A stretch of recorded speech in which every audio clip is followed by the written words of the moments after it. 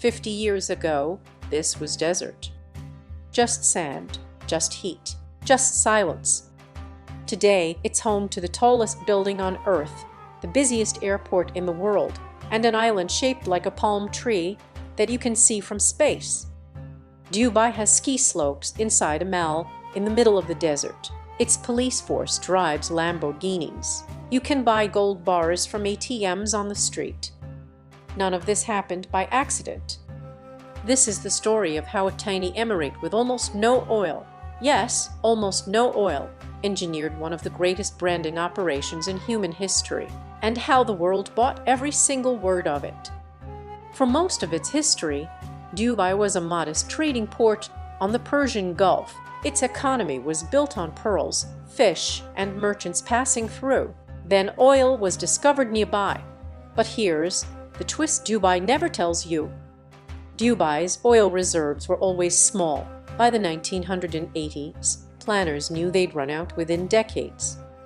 Sheikh Rashid, Dubai's ruler at the time, reportedly said, "My grandfather rode a camel, my father rode a camel, I drive a Mercedes, my son will drive a Land Rover, his son will drive a Land Rover, but his son will ride a camel." He was not going to let that happen. The plan was radical for its time. Use oil money while they still had it to build infrastructure so attractive that the whole world would want to come to Dubai, to do business, to live, to spend money.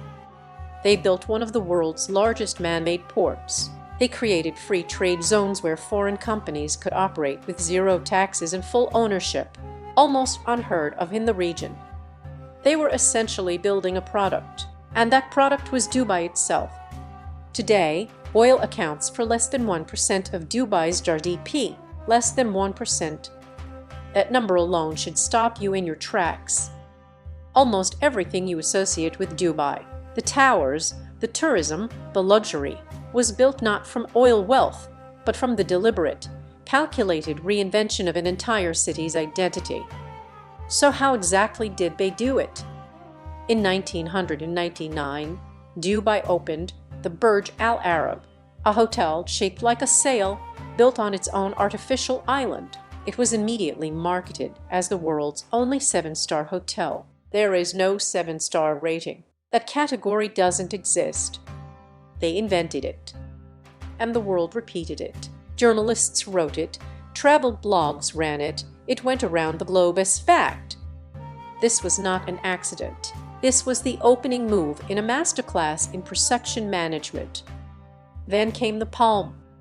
A palm tree-shaped artificial island, visible from space, home to an Atlantis resort and thousands of luxury villas. When construction started in 2001, it generated global media coverage worth hundreds of millions of dollars. For free.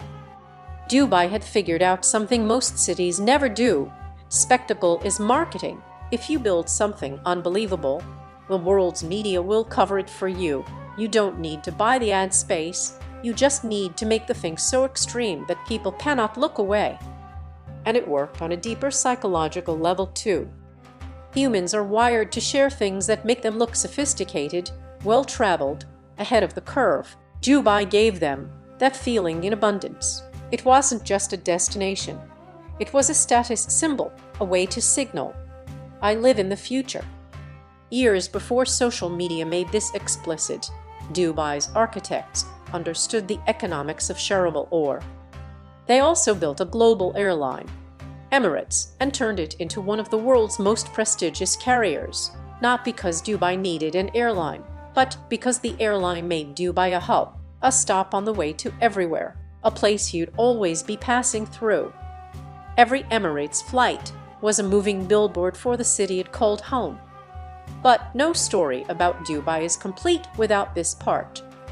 Behind the mirrored towers is a workforce of nearly 3 million migrant laborers, about 90% of Dubai's total workforce, mostly from South Asia. Many arrived on recruitment promises that didn't reflect reality. Some had their passports held by employers. Many lived in labor camps far from the city they built. Human rights organizations have documented wage theft, dangerous conditions, and a system that makes it very difficult for workers to leave. The future was built on hands the future didn't really include. Then, there's the financial side. Dubai's growth has been fueled by enormous debt and speculation. In 2009, during the global financial crisis, Dubai was essentially bailed out by its neighbor Abu Dhabi to the tune of billions of dollars, right after the Burj Khalifa, the world's tallest building, was quietly named after Abu Dhabi's ruler, Sheikh Khalifa, as a thank you. The future, it turned out, had a price tag, and sometimes someone else pays it. And the image of freedom, the freedom to build, the freedom to shop, to eat, to party, coexists with a very different kind of political reality. There are no free elections. Free speech is severely restricted. Critics of the government, including some Western residents, have been detained or deported. The freedom Dubai sells is economic freedom, consumer freedom, not political freedom. The city is carefully curated. What you see is what Dubai's rulers want you to see, and they are extraordinarily skilled at it. Part of Dubai's genius is that it understood influencer culture decades before the word existed. By offering cheap luxury, yes, Dubai is surprisingly affordable compared to London or New York for many categories. It attracted the exact kind of person who would broadcast their experience to millions. YouTubers, influencers, reality TV stars. They came for the spectacle. They left content behind. And that content told the story Dubai wanted told. Dubai also positioned itself perfectly for every successive wave of global capital. When Russia invaded Ukraine and Western sanctions froze out Russian oligarchs, a striking number relocated to Dubai, which had no such sanctions. When crypto markets boomed, Dubai became a hub for exchanges and blockchain startups with light regulation. When wealthy Indians, Pakistanis, and Nigerians needed a second home outside unstable political environments, Dubai offered residency visas for property investment. Every global disruption has, somehow, ended up being good for Dubai. And that's not luck, that's positioning. Dubai has made itself indispensable to global capital by being the place that asks the fewest questions and offers the most convenience. That's not the future. That's a very specific kind of present, one that a lot of powerful people find very useful. So is Dubai the future? In some ways, it already is. It's one of the world's most connected cities. It runs efficiently.